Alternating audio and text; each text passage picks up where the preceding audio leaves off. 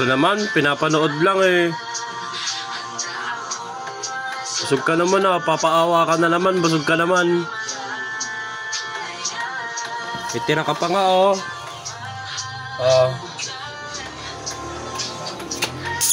Ready.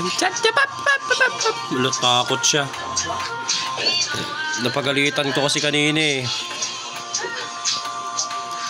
Lo, natatago sa sulok.